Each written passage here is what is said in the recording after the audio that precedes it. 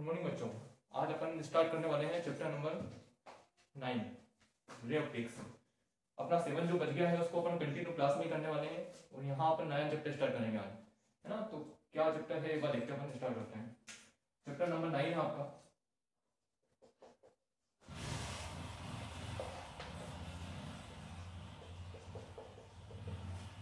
Ray optics, किरण प्रकाशिकी। Chapter का नाम है 9 किरण प्रकाशिकी। काफी बड़ा चैप्टर है और हर एक आपको वीडियो ध्यान से देखनी होगी इसमें, क्योंकि इसमें जो सवाल आते हैं कब प्लस होगा कब माइनस होगा उलझ जाओगे आप, ठीक है ना। तो मैं जो बोल रहा हूँ ध्यान से देख लेना। सबसे पहले इस चैप्टर में नाम आता है कि सर प्रकाश क्या चीज है। किरण प्रकाशिकी ना, प्रकाशिकी तो भौतिक विज्ञान की भाषा शाखा है जिसमें हम प्रकाश का अध्ययन करते हैं।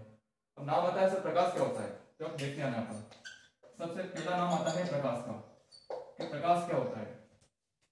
अगर मैं चैप्टर क्लास 10 की बात करूँ आप सामने 9 10 में आप पढ़ के आएंगे प्रकाश के बारे में कि प्रकाश जो है वो ऊर्जा का एक रूप है जो खुद तो अदृश्य रहता है लेकिन उसकी वजह से हमें वस्तुएं दिखाई देती हैं, ठीक है ना। ये जो अपने परिभाषा पढ़ी है प्रकाश के बारे में, ये 10th लेवल की परिभाषा है, ठीक है ना।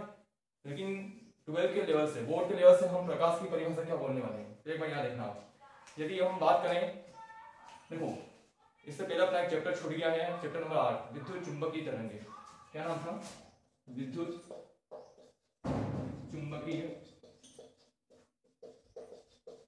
तरंगे। ये चैप्टर अपना चैप्टर नंबर 8 है, इसको ऊपर लेंगे, इसके बाद ही लेंगे। तो जो विद्युत चुंबकीय तरंगे होते हैं वो 7 प्रकार की होती है। देखना, सबसे पहली होती है रेडियो तरंग। कौन सी होती है, रेडियो तरंग। दूसरे नंबर पर आती है सूक्ष्म तरंग, सूक्ष्म तरंग। और तीसरे नंबर पर आती है अवरक्त। 4 नंबर पर आती है दृश्य, दृश्य है ना, दृश्य तरंग या दृश्य प्रकाश से बोल सकते हो। चौथे नंबर 5वें पर आती है परावैगनी, परावैगनी। 6 नंबर पर आती है आपकी एक्स रे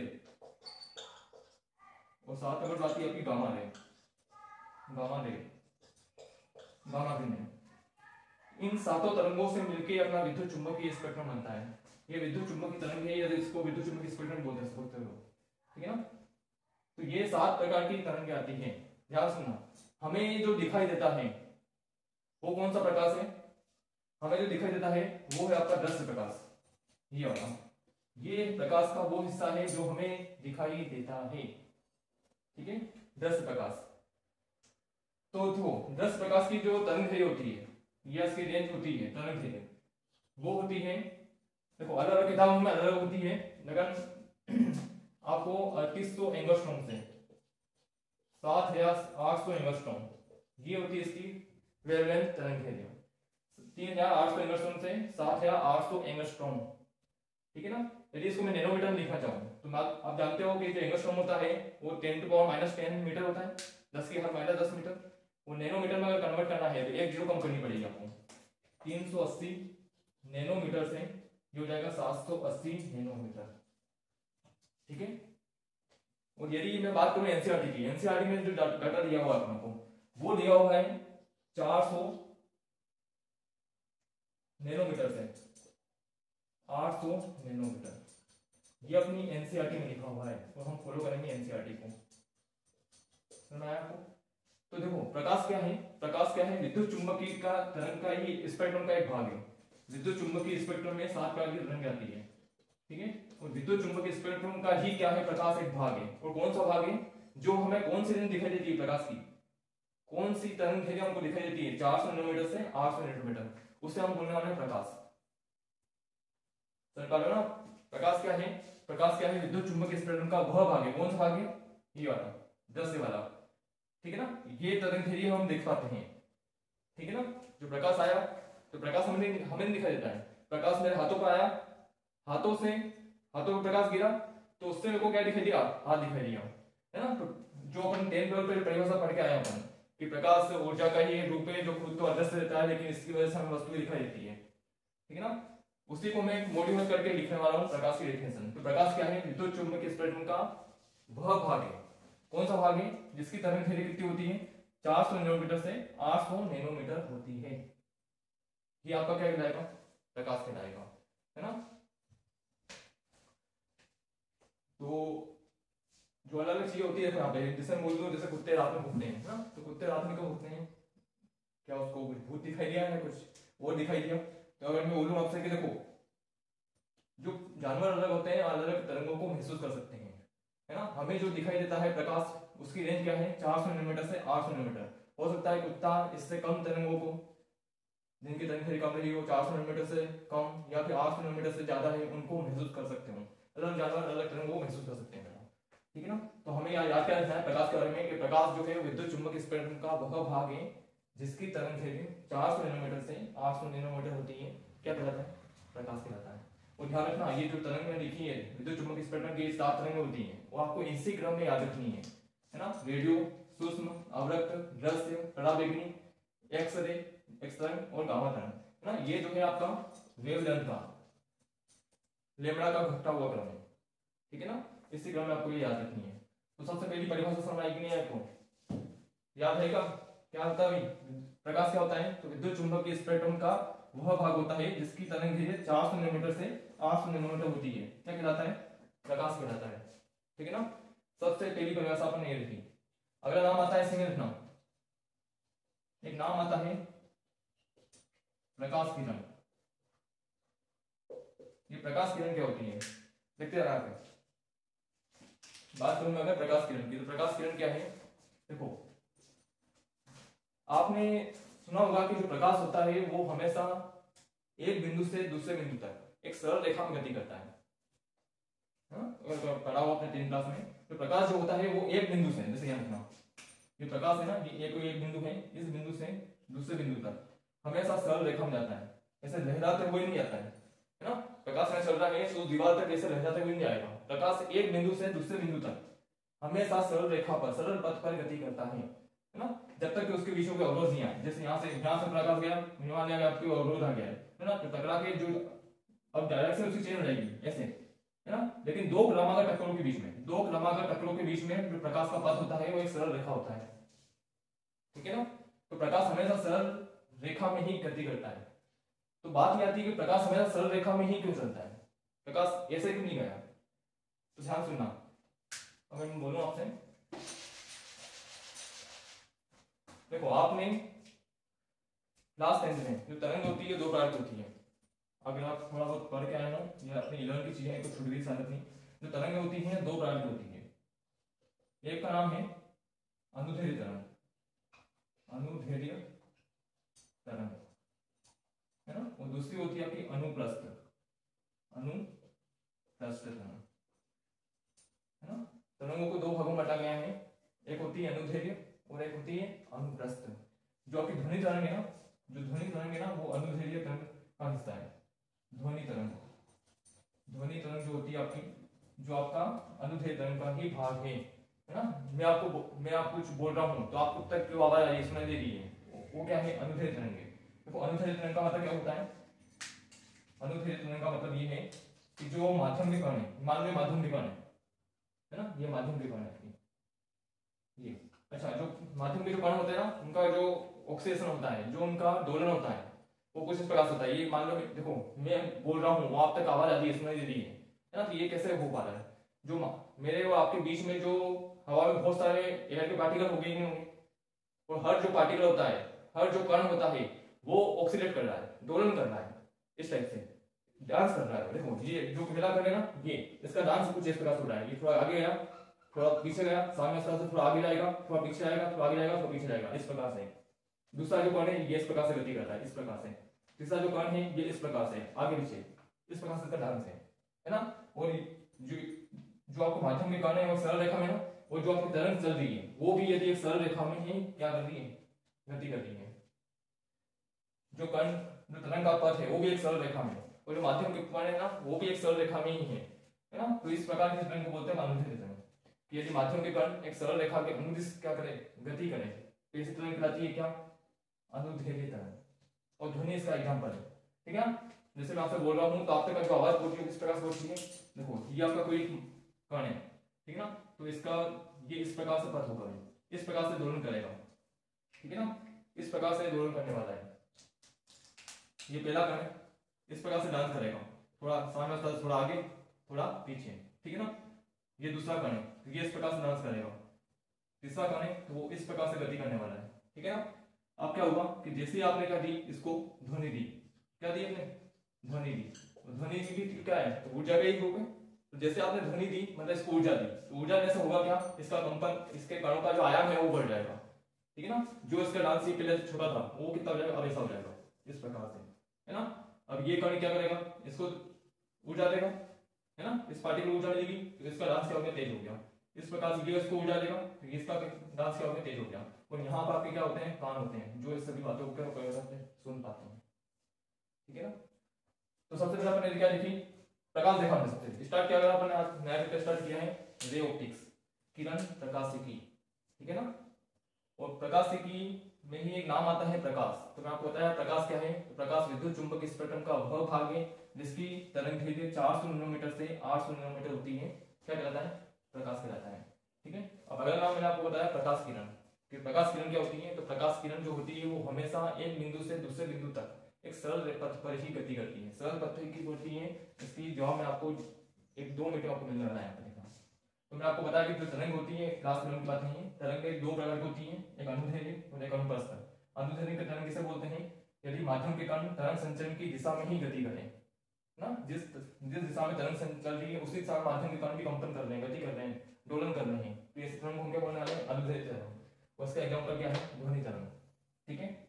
और दूसरी प्रकार की तरंग होती है अनुप्रस्थ तरंग। अनुप्रस्थ तरंग क्या होती है, अनुप्रस्थ तरंग देखना, ये माध्यम के कण आपके, ये तरंग संचरण की दिशा है इधर की ओर, है ना, और माध्यम के कारण ऐसे गति कर रहे हैं, अर्थात तरंग संचरण के लंबवत गति कर रहे हैं। तो इस प्रकार की जो तरंग कहलाएगी वो कहलाएगी आपकी क्या, अनुप्रस्थ तरंग, ठीक है ना। इस प्रकार की तरंग कहलाती है अनुप्रस्थ तरंग।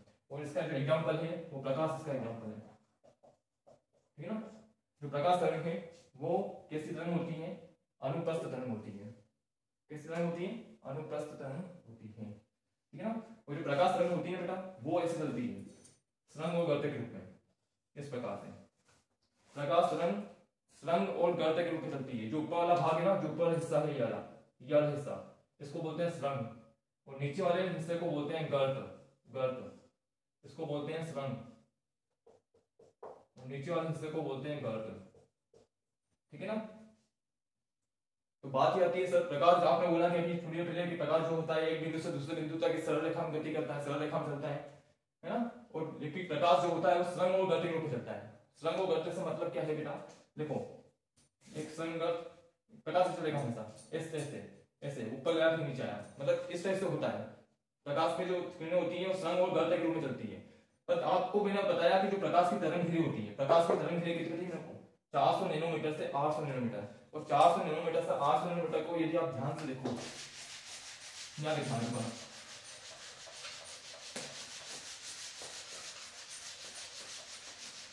मैंने बोला कि प्रकाश क्या है, प्रकाश विद्युत चुंबकीय स्पेक्ट्रम का वह भाग है जिसकी तरंग दैर्घ्य 400 नैनोमीटर से 400 नैनोमीटर से कितनी होती है, 800 नैनोमीटर होती है, उसको प्रकाश बोला। अब 800 नैनोमीटर का मतलब क्या है, ध्यान सुना। 800 नैनोमीटर का मतलब मालूम आपको, देखो 800 नैनोमीटर को मैं कैसे लिखूंगा, यदि मैं इसको लिखना चाहूँ तो देखना 800 नैनोमीटर, नैनोमीटर को यदि मैं हटाऊं ये आएगा, है ना। नैनोमीटर मतलब 10⁻⁹ आएगा, 1 2 3 4 5 6 7 8 9, ये बेटा ये वेवलेंथ इसकी, ये तरंग दैर्घ्य है। अगर मैं मीटर में बोलूं तो प्रकाश की जो तरंग दैर्घ्य है यदि मीटर में बोल दूं मैं आपसे, ये आने वाली है 0.0000800 मीटर, है ना। और ये जो है ना, ये जो मैंने डॉट लगाया है ये इससे बड़ा है ना। ये एक सुई की नोक, फिर ये सुई की नोक, फिर ये सुई की नोक, फिर ये सुई की नोक, सुई की नोक, ऐसे सबको मिलाओगे ना तो एक सरल रेखा प्राप्त होने वाली है ना।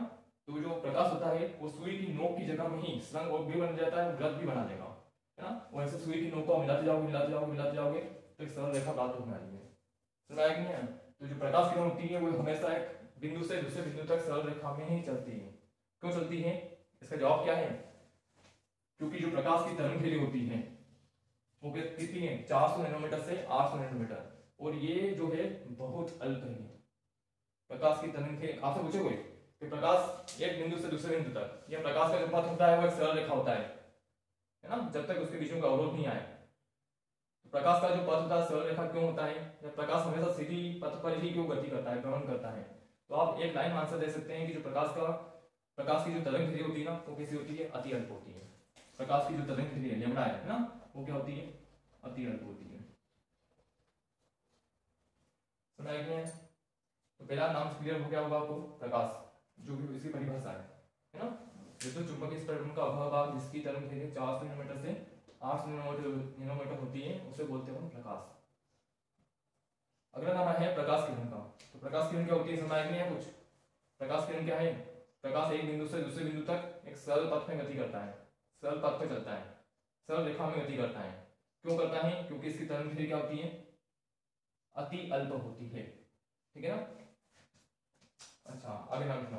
तो प्रकाश किरण, ये मेरे ये बनी प्रकाश किरण, ये आज के बाद ये प्रकाश किरण होगी मेरी। और प्रकाश किरण में ध्यान से लेना, तीर लगाना कंपलसरी है। प्रकाश किरण में तीर लगाना कंपलसरी है। आपको दिखाई दे रहा है सही से? मैं लिख लेता हूं, क्वालिटी से नहीं है। ठीक है,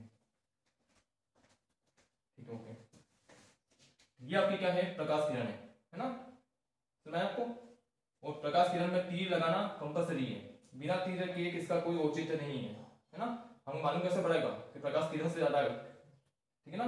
तो तीर लगाना आवश्यक है इसमें, है ना। ये क्या होगी, इसकी दिशा बदलेगी। चलो एक नाम आता है, देखो दो नाम हो गए अपने, दो नाम पढ़ लिया अपने। प्रकाश क्या है, वो दूसरा हमने पढ़ा कि प्रकाश किरण क्या है। एक तीसरा नाम आता है प्रकाश पुंज का, कि प्रकाश पुंज क्या है, प्रकाश पुंज, है ना। प्रकाश पुंज क्या होता है, देखो ये प्रकाश पुंज का मतलब है, ये आपकी प्रकाश किरण, ये प्रकाश किरण, ये प्रकाश किरण, ये प्रकाश किरण, ये प्रकाश किरण, है ना। प्रकाश पुंज क्या होता है, ये प्रकाश किरणों के जो समूह है ना, इन्हीं को हम क्या बोलते हैं, प्रकाश पुंज बोलते हैं। प्रकाश किरणों का जो समूह होता है ना, वो आपका कहलाता है प्रकाश पुंज। तो ये नाम मैंने क्लियर कर दिए हैं, 12वां नाम आएगा इनका, ठीक है ना। अब हम आगे चलने वाले हैं, तो एक बार मैं वापस कंफर्म कर देता हूँ क्या क्या पढ़ा था मैंने। सबसे पहले अपन देखा कि प्रकाश क्या होता है। तो विद्युत चुंबकीय स्पेक्ट्रम का वह भाग जिसकी तरंग दैर्घ्य 400 नैनोमीटर से 800 नैनोमीटर होती है, प्रकाश कहलाता है। प्रकाश एक बिंदु से दूसरे बिंदु तक हमेशा सरल रेखा में गति करता है, सरल रेखा में चलता है, क्योंकि इसकी तरंग दैर्घ्य कैसी होती है, अति अल्प होती है ना। और लास्ट में अपन पढ़ा प्रकाश पुंज, प्रकाश किरणों का जो समूह है ना, उसे बोलते हैं क्या, प्रकाश पुंज। अब चलते पर आगे, ये वैसी बात हो गई।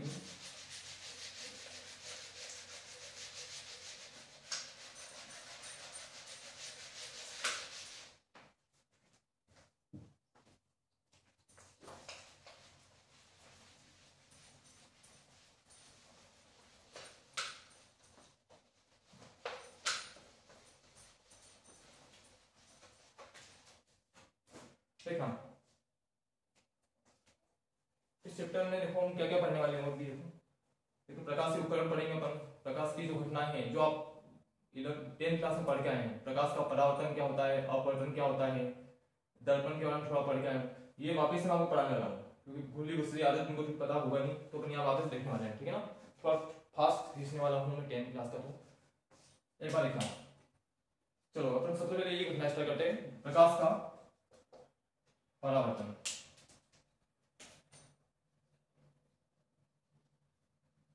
प्रकाश का परावर्तन, ये जो घटना होती है प्रकाश का परावर्तन क्या होती है ना। तो यहाँ लिखना प्रकाश का परावर्तन क्या होता है।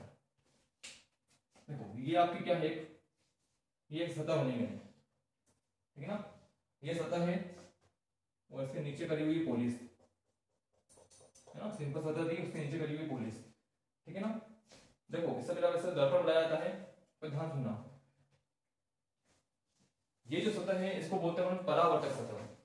क्या बोलते हैं, परावर्तक सतह। सिंपल एक सतह है, उसके ऊपर आपने क्या करती है, पॉलिश कर दी, जैसे आपने कांच कभी टूटा हुआ देखा हो घर में, है ना। तो ये परावर्तक सतह काम क्या करती है, ये प्रकाश किरणों को रोकने का काम करती है ना। ये प्रकाश किरण इसको रोक पाएगी, जो प्रकाश किरण इसके ऊपर आपतित होगी ना, वो उसको आर पार नहीं होने देगी, प्रकाश किरण रुक जाएगी, ठीक है। आपने कांच का शीशा देखा हो, एक तो नॉर्मल कांच होता है अपना, एक तो पारदर्शी कांच होता है, इसमें आप आमने सामने देख सकते हैं, आर पार देख सकते हैं अपन, ठीक है ना। और दूसरा होता है आपने नॉर्मल कांच देखा होगा घर में, ये टूटा हुआ कांच देखा हो तो उसके पीछे देखना पॉलिश की हुई होती है उसके पीछे, ठीक है ना। तो ये मेरी एक परावर्तक सतह है। परावर्तक सतह का काम क्या करेगी, प्रकाश किरणों को रोकने का काम करेगी, ठीक है ना। ये एक परावर्तक सतह है। और मान लो ये कोई आपतित किरण है, जो कि किरण है अपनी, ठीक है ना। ये कोई प्रकाश किरण है इसके ऊपर, किसके ऊपर, परावर्तक सतह के ऊपर। तो जो आपतित, इसको जो आने वाली किरण है ना उससे बोलते हैं आपतित किरण। क्या बोल रहा हूं मैं, जो आने वाली किरण है ये कहलाएगी आपकी आपतित किरण, ये कहलाएगी आपकी आपतित किरण, ठीक है ना। जो आने वाली किरण है उसे बोलते हैं आपतित किरण। यहाँ पे घटना पड़ी होगी 10th क्लास में। अच्छा, एक नाम आता है यहाँ पर अभिलंब का, किसका, अभिलंब, नॉर्मल। तो अभिलंब क्या होता है, अभिलंब पढ़ा हुआ आपने सतह के लंबवत, है ना, इस टाइप से, इसको रेडर से बनाना, इसको बोलते हैं अभिलंब, नॉर्मल। ये है आपका अभिलंब, ठीक है ना। ये आपकी आने वाली जो किरण है उसको बोलते हैं अपन आपतित किरण। सतह के जो लंबवत होता है उसे बोलते हैं अभिलंब, 90 डिग्री का कोण बनाता है हमेशा, ठीक है ना। तो आपतित किरण और ये अभिलंब है ना, इनके बीच में कोण बनता है आपतन कोण। आपतित किरण और अभिलंब के बीच में जो कोण होता है उसे बोलते हैं आपतन कोण, इंसिडेंट एंगल। ये इंसिडेंट रे है, या पर नॉर्मल हो गया, अभिलंब हो गया। और आपतित किरण और अभिलंब के बीच में, ये अभिलंब है ये आपतित किरण है, इनके बीच में जो कोण बनेगा उसे बोलते हैं आपतन कोण। उसे लिखते हैं आई से बेटा, आई, इंसिडेंट एंगल, आई से स्टार्ट हो रहा है इसलिए इसको आई नाम दिया गया है।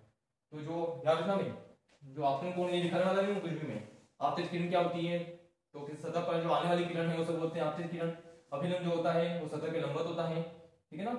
और जो आपतन कोण होता है वो किन किन के मध्य का कोण है, तो आपतित किरण और ये आपका अभिलंब हो गया। आपतित किरण और अभिलंब के मध्य का कोण क्या कहलाएगा, आपतन कोण, जिसे मैं लिख रहा हूं आई से, ठीक है ना। ध्यान सुनना, ये प्रकाश किरण को लाई, सतह पर टकराई, अब टकरा के क्या इसको आर पार कर जाएगी क्या, नहीं, क्योंकि प्रकाश अपने सतह किसी यूज करिए परावर्तन सतह। देखो परावर्तन क्या है, मैंने एक बॉल ली, मेरे हाथ में रबड़ की बॉल है और मैं दीवार पे मारा खींच के, है ना, तो क्या दीवार फोड़ के निकलेगी क्या, वो वापस लौट आएगी। तो जो मैंने बॉल फेंकी है वो मेरी आपतित किरण है, वो वापस जो पास लौट के आएगी वो क्या है, परावर्तित किरण है। ध्यान सुनना, माध्यम चेंज नहीं होगा, ये आपकी आपतित किरण है, ये परावर्तन सतह पर टकराई, वो टकराने के बाद क्या पार कर पाएगी इसको, नहीं, ये वापस उसी माध्यम में लौट जाएगी। किस माध्यम में, जिस माध्यम से आई थी। ये घटना कहलाती है आपका प्रकाश का परावर्तन, है ना। ये आने वाली किरण को आपतित किरण बोला, और परावर्तन के पश्चात परावर्तन होगा ना, परावर्तन सतह से क्या होने वाला है, परावर्तन होने वाला है। तो परावर्तन के पश्चात जो हमें किरण प्राप्त होगी उसे बोलते हैं हम क्या, परावर्तित किरण, या फिर होगी परावर्तित किरण, ठीक है ना। आने वाली आपतित किरण, आपतित किरण और अभिलंब के बीच में कोण बनेगा उसे बोलते हैं आई, आपतन कोण। क्या बोलते हैं, इसमें लिख देता हूं, जो आई है ना उसे बोलते हैं आपतन कोण, आपतन कोण, ठीक है ना। अच्छा, अब अभिलंब और परावर्तित किरण के बीच में, ये अभिलंब है और ये परावर्तित किरण है, इनके बीच में जो कोण बनेगा वो होता है आर, परावर्तन कोण बोलते हैं इसको। जो आर है यहाँ पर वो क्या है, परावर्तन कोण है, परावर्तन कोण है। ये है प्रकाश का परावर्तन ना। क्या होगा प्रकाश का परावर्तन, बोल के देखो एक बार, मेरे साथ नहीं। प्रकाश का परावर्तन क्या घटना है, तो यदि कोई किरण है ना किसी परावर्तक सतह पर आपतित होती है ना, तो परावर्तन के पश्चात पुनः उसी माध्यम में लौट जाती है। किस माध्यम में, जिस माध्यम से वो आई थी। ये घटना प्रकाश का परावर्तन कहलाती है। चलो, ये घटना है प्रकाश का परावर्तन। लिखूंगा नहीं मैं, समझते आना बस, लिखा हुआ सब आपको नोट्स मिलेंगे, उसी में लिख सकते हो। तो प्रकाश का परावर्तन क्या है कि जब कोई प्रकाश किरण किसी सतह पर आपतित होती है तो परावर्तन के पश्चात, परावर्तक सतह से क्या होगा, परावर्तन होगा, है ना। तो परावर्तन के पश्चात पुनः उसी माध्यम में लौट जाती है जिस माध्यम से वो आई थी। ये घटना प्रकाश का परावर्तन कहलाता है, ठीक है ना। ये घटना क्या है, प्रकाश का परावर्तन है। अब परावर्तन के कुछ नियम भी है, परावर्तन के कुछ नियम है। देखो बात करता हूँ मैं नियम की, क्या लिखता हूँ, परावर्तन के कुछ नियम है। दो नियम है, आगे पढ़े होंगे। जो पहला नियम होता है वो ये होता है पता है किसी को परावर्तन के जो नियम है क्या क्या होते हैं?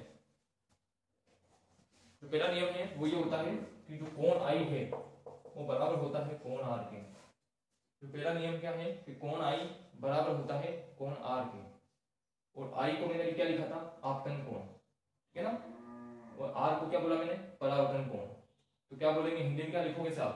कोण आई बराबर कोण आर होता है, हिंदी में कैसे लिखने वाले हैं कि आपतन कोण का मान, कोण आई मतलब आपतन कोण का मान परावर्तन कोण के बराबर होता है। पहला नियम ये हो गया कि आपतन कोण का मान परावर्तन कोण के बराबर होता है, पहला नियम ये हो गया। और सेकंड नियम क्या होता है? सेकंड नियम ये है आपका कौन सा? आपतित किरण, अभिलंब और आपकी परावर्तित किरण, तीनों एक ही तल में होते हैं, तीनों बोर्ड के ऊपर है कि नहीं है? तो दूसरा नियम क्या है आपका कि जो आपतित किरण है, आपतित किरण अभिलंब तथा परावर्तित किरण तीनों एक ही तल में होते हैं, एक ही तल में होते हैं। ये दो प्रकार के नियम होते हैं इसमें, किसमें? परावर्तन घटना में, ठीक है। प्रकाश का परावर्तन समझ आया कि नहीं आया कुछ? और ऐसे चलने वाला भाई चैप्टर में पूरा करने वाला हूं तो लगभग 2 से 3 क्लास से आने वाली है आपकी रोज की, ठीक है ना। जैसे जो टाइम मिलेगा मैं बनाता रहूंगा और आपको अपलोड करने वाला वाली में, कम से कम 2 से 3 क्लास तो आने वाली है आपकी। तो प्रकाश का परावर्तन क्या है कि यदि जब कोई प्रकाश किरण किसी परावर्तक सतह पर आपतित होती है तो परावर्तन के पश्चात, है ना, या इससे क्या होगा? परावर्तक सतह से क्या होने वाला है? परावर्तन होने वाला है। तो परावर्तन के पश्चात पुनः उसी माध्यम में लौट जाती है। प्रकाश की यह घटना प्रकाश का परावर्तन कहलाती है। परावर्तन के कुछ नियम है, 2 नियम है कि पहला नियम क्या है? कोण आई बराबर कोण आर होता है, मतलब आपतन कोण का मान परावर्तन कोण के बराबर होता है। और सेकंड नियम क्या है कि जो आपतित किरण है, अभिलंब है और जो परावर्तित किरण है ये तीनों एक ही तल में होते हैं। ये 2 प्रकार के इसके नियम हैं। अब देखना इतना नाम पढ़ना है ना, इतना आप पढ़ के आए वैसे 10 क्लास में, इससे कुछ आगे बताता हूँ ना। लिखना देखो परावर्तन की घटना में क्या क्या चेंज होता है और क्या क्या चेंज नहीं होता है। देखना मैं इसको हटाने वाला हूँ ना, तो आप चाहो तो एक बार स्क्रीनशॉट ले सकते हो या लिख सकते हो अपने हिसाब से ना, सबको नोट्स में मिलने वाला है आपको। क्या लिखना?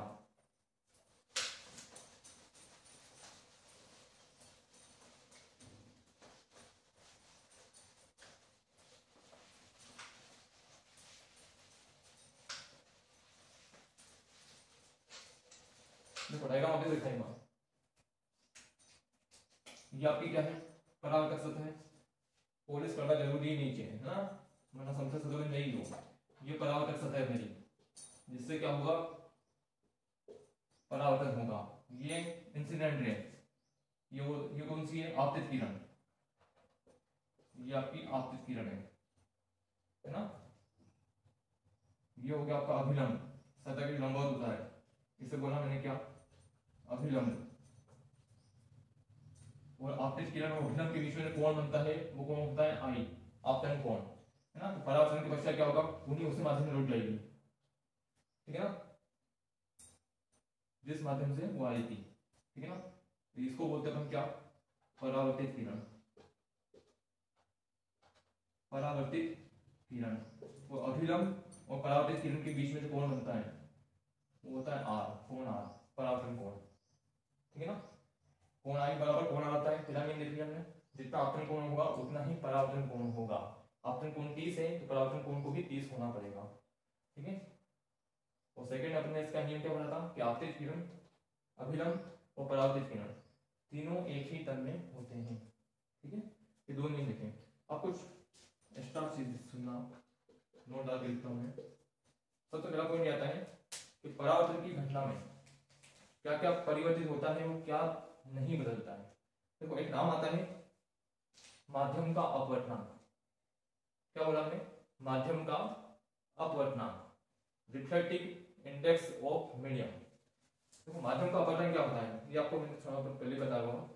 जैसे मैं बोलता हूं आपसे कि कोई लड़का है, उसे बोलता हूं एक बार कि आपको सिंपल सड़क पर दौड़ना है, फिर उसी बच्चे को एक बार मिट्टी वाले खेत में दौड़ना है उसी स्पीड से, उसी दम से, और एक बार उसको क्या करना है, पानी से भरे हुए खेत में दौड़ना है। तो आप देखोगे कि तीनों माध्यमों में उसके बाद जो तय की दूरी होगी, जो टेबल डिस्टेंस होगी वो अलग अलग होने वाली है। क्यों होगी? क्योंकि हर एक माध्यम कुछ ना कुछ रुकावट डालता है, कुछ ना कुछ मान की रुकावट डालता है, ठीक है ना। जिस माध्यम में जितनी ज्यादा रुकावट होगी वहां पर जो दूरी तय करी होगी, जो उसकी स्पीड रही होगी वो कम नहीं होगी, समझ पा रहे हो ना। तो हर एक माध्यम कुछ ना कुछ मान की रुकावट डालता है। अब यहाँ लिख देना, ठीक है ना। एक नाम आता है प्रकाश की चाल, के बारे में आपका क्या विचार है बताना हमको।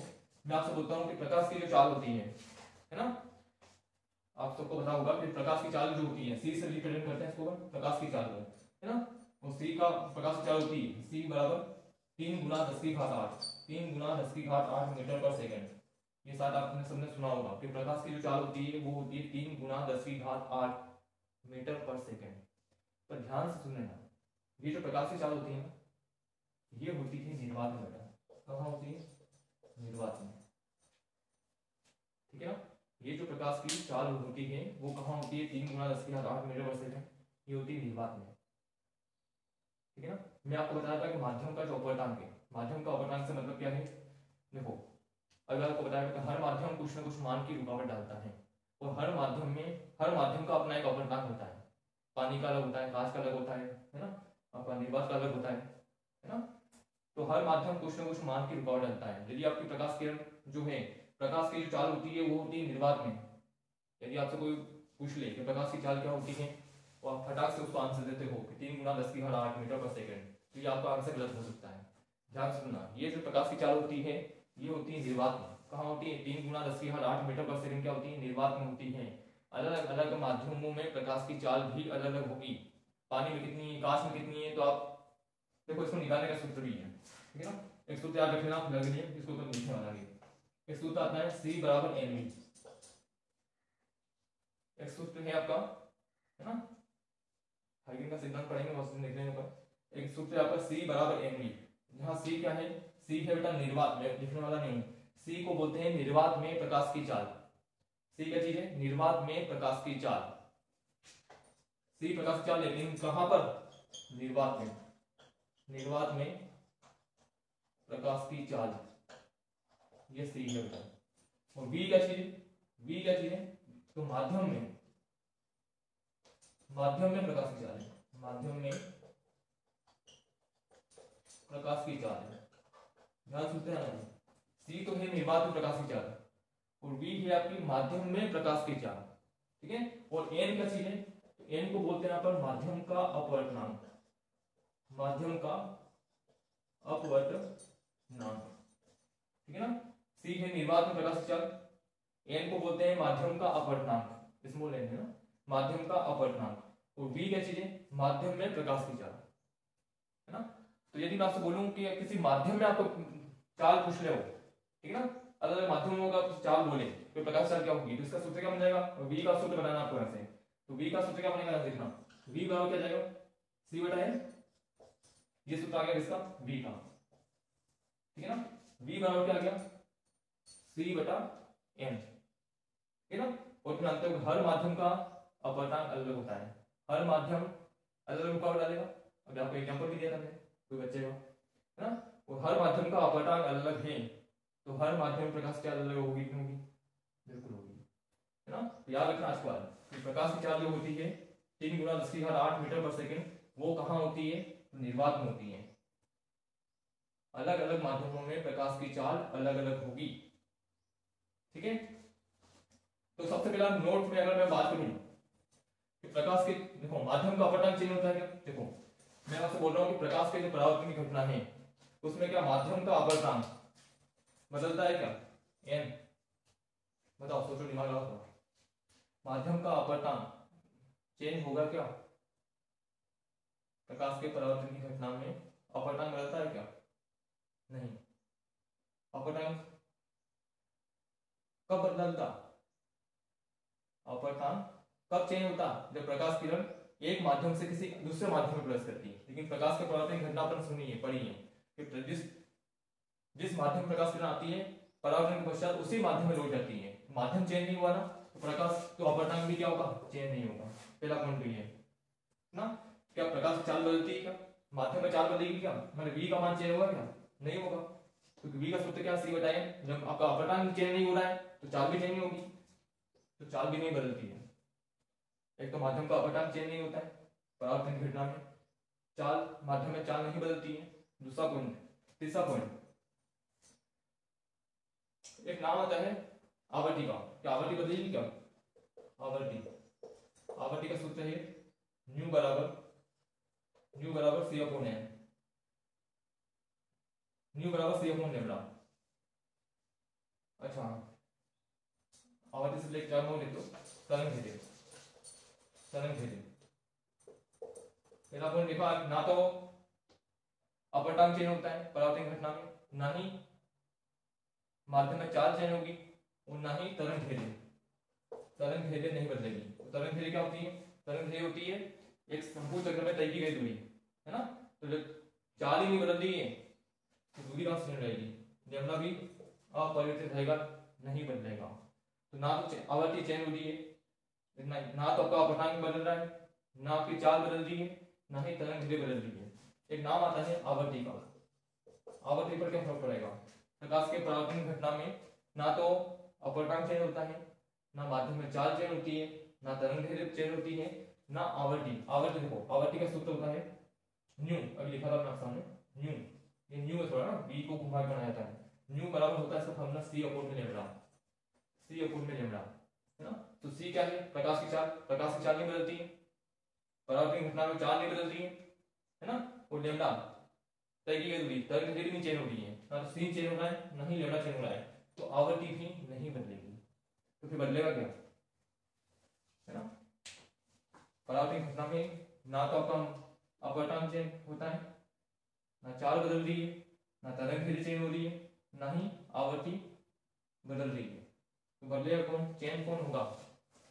ध्यान सुनना, चेंज होगा बेटा तीव्रता। क्या नाम बोल रहा हूं मैं? तीव्रता, इंटेंसिटी। तीव्रता का मतलब होता है चमक।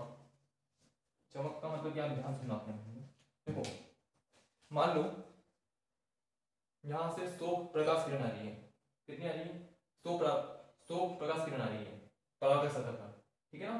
तो देखो 100 किरण आ रही है ना, ध्यान सुनना। जब यदि कोई प्रकाश किरण आती है ना परावर्तक सतह पर, या कोई भी अपवर्तन सतह हो, परावर्तन घटना हो चाहे अपवर्तन घटना हो, तो जितनी 3 प्रकार की घटनाएं एक साथ होती है बेटा, ध्यान सुनना। कुछ किरणों का क्या हो जाता है? परावर्तन हो जाता है, कुछ किरणें अपवर्तित भी हो जाती है ना। 3 प्रकार की एक साथ घटनाएं होती है, परावर्तन, अपवर्तन और अवशोषण। ध्यान सुनना, परावर्तन, अपवर्तन और अवशोषण। तो यदि हम परावर्तन घटना पढ़ रहे हैं तो परावर्तन को तो होता ही होता है, परावर्तन के साथ साथ अपवर्तन भी होता है। मान लो आपके और मेरे बीच में, एक पारदर्शी कांच है ना। आपके और मेरे बीच में क्या है? एक पारदर्शी कांच है। तो क्या होगा? मेरे को आपको दिखाई दोगे, मतलब ये क्या है? अपवर्तन है।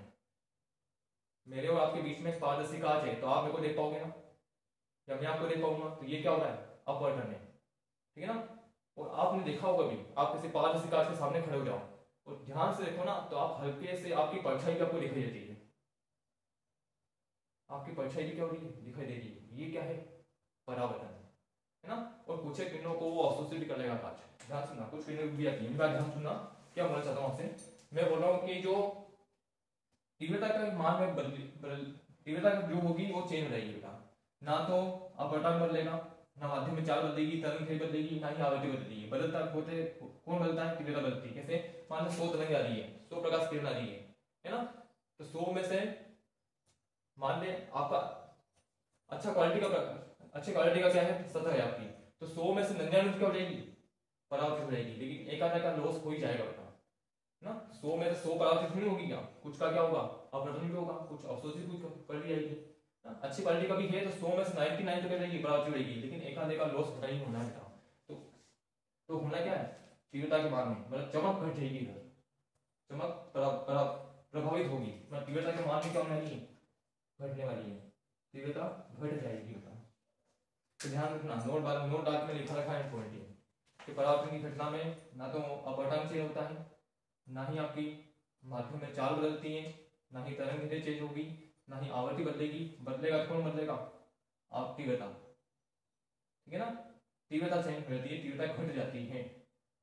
100 किरण आ रही है तो परावर्तन के 50 100 नहीं पहुंचेगी उधर, है ना, कुछ की कमी हो जाती है बेटा, तो बदलेगा कौन? तीव्रता घट जाएगी, ठीक है। चलो अब जो परावर्तन है ना, ये दो प्रकार का होता है। परावर्तन जो होता है वो दो प्रकार का होता है, ध्यान सुनना। परावर्तन है ना दो प्रकार का है,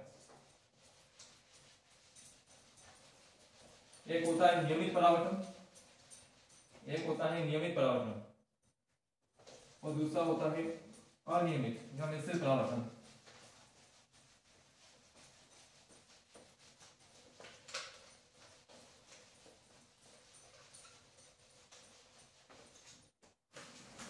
तो परावर्तन है वो दो प्रकार का होता है, एक होता है नियमित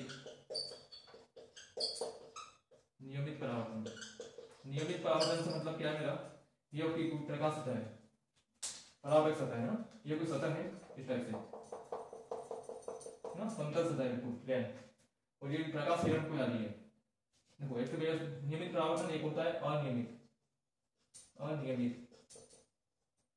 या फिर इसी का एक और नाम है मिश्रित परावर्तन। एक होता है आपका नियमित परावर्तन और दूसरा होता है अनियमित परावर्तन। नियमित में क्या होगा? ये सतह है आपकी और एक सतह नहीं बनाएंगे, ये सतह ऐसी है, ऊपर खाबर सतह है ना, खुद सतह मान लो, तो ये प्रकाश किरण आ रही है इससे, ठीक है ना, इस तरह से प्रकाश किरण आ रही है, ठीक है ना। तो नियमित परावर्तन में क्या होता है? जो प्रकाश किरण आती है ना, इनके लौटने का निश्चित क्रम होता है बेटा, इस टाइप से एक फिक्स दिशा में क्या होती है? परावर्तित होती है, ठीक है। इसे बोलते हैं क्या? नियमित परावर्तन। और अनियमित या मिश्रित परावर्तन क्या होता है? ये प्रकाश किरण आ रही है इस टाइप से, ये प्रकाश किरण आ रही है, ठीक है ना। तो इनके लौटने का कोई फिक्स क्रम नहीं होता है। जैसे यहाँ पे आई तो इधर लौट गई, इस टाइप से गड्ढे में आई तो हो सकता है ये इधर निकल गई, है ना, ये इधर आ रही है तो ये इधर निकल गई, इधर आ रही है तो ये इधर निकल गई। लौटने का कोई फिक्स क्रम नहीं होता है, ऐसा बोलते हैं क्या? अनियमित परावर्तन, ठीक है ना। तो आज क्लास हमने क्या पढ़ा है? मैं वापस 2 मिनट में रिवाइज करना आपको, इससे सुनना। सबसे पहले हमने देखा प्रकाश, है ना, कि प्रकाश क्या होता है। तो प्रकाश क्या है? विद्युत चुंबकीय स्पेक्ट्रम का वह भाग जिसकी तरंग दैर्घ्य 400 नैनोमीटर से 800 नैनोमीटर होती है। प्रकाश क्या होता है? कि अपन ने बात करी प्रकाश किरण की, कि प्रकाश जो होता है वो जिस पथ पर गति करता है उसे बोलते हैं प्रकाश किरण। और प्रकाश सदैव एक बिंदु से दूसरे बिंदु तक सरल रेखा में गति करता है, सरल पथ पर ही चलता है। क्यों? क्योंकि इसकी तरंग दैर्घ्य कैसी होती है? अति अल्प होती है। फिर नाम पढ़ा था अपन प्रकाश पुंज का, है ना, प्रकाश किरणों का जो समूह है ना उसे बोलते हैं अपन क्या? प्रकाश पुंज बोलते हैं। फिर अपन अगली घटना पढ़ी प्रकाश का परावर्तन, कि जब कोई प्रकाश किरण किसी परावर्तक सतह पर आपतित होती है तो परावर्तन के पश्चात पुनः उसी माध्यम में लौट जाती है। प्रकाश की यह घटना प्रकाश का परावर्तन कहलाती है। 2-3 नाम आए थे, एक कोण आई, आपतित किरण और अभिलंब के बीच में बनता है। एक नाम आया था आर, रिफ्लेक्शन एंगल ना, आर का कहा उनके बीच का कोण है, तो आर होता है आपका परावर्तित किरण और अभिलंब के बीच के कोण है, ठीक है ना। फिर इसके दो नियम पढ़ा अपन ने, एक होता है कोण आई बराबर कोण आर, आपतन कोण का मान परावर्तन कोण के बराबर होता है। और सेकंड नियम क्या था इसका? कि आपतित किरण, अभिलंब और परावर्तित किरण तीनों एक ही तल में होते हैं, ठीक है। फिर अपन ने एक नोट डाल के वो पॉइंट लिखा मैंने कि प्रकाश के परावर्तन की घटना में ना तो अपवर्तनांक बदलता है, ना ही आपकी आवृत्ति चेंज होती है, ना ही तरंग चेंज होती है, और ना ही प्रकाश की चाल परिवर्तित होती है। बदलता है तो कौन बदलता है? तीव्रता। तीव्रता के बाद में कमी आ जाती है ना, घट जाती है तीव्रता। फिर अपन ने क्या देखा? परावर्तन दो प्रकार के देखा अपन ने, एक देखा नियमित और एक देखा अनियमित। यहाँ तो क्या होगा? जो प्रकाश किरणों का लौटने का क्रम होगा वो फिक्स डायरेक्शन होगा, है ना। और यहाँ क्या होती है? अनियमित परावर्तन में लौटने का कोई फिक्स क्रम नहीं होता है। पढ़ लेना उसमें बोल, ठीक है बेटा। तो मेरे को कमेंट करके बताना आप कैसा समझ आ रहा है, मैं कैसे वो कंटिन्यू करने वाला हूँ, ठीक है ना, सारी क्लासेस। तो कोई चैप्टर को एंड करना है इस वीक के अंदर, वीक भी मतलब जब आप छुट्टियां खत्म हो जाती हैं तब तक ये चैप्टर में खत्म करना है, 9 करना, और ये चैप्टर पर कर पाते हैं यहाँ पर तो हम आगे रहेंगे बेटा, वरना बहुत पीछे उड़ना चाहते हैं, ठीक है ना। Okay, thank you.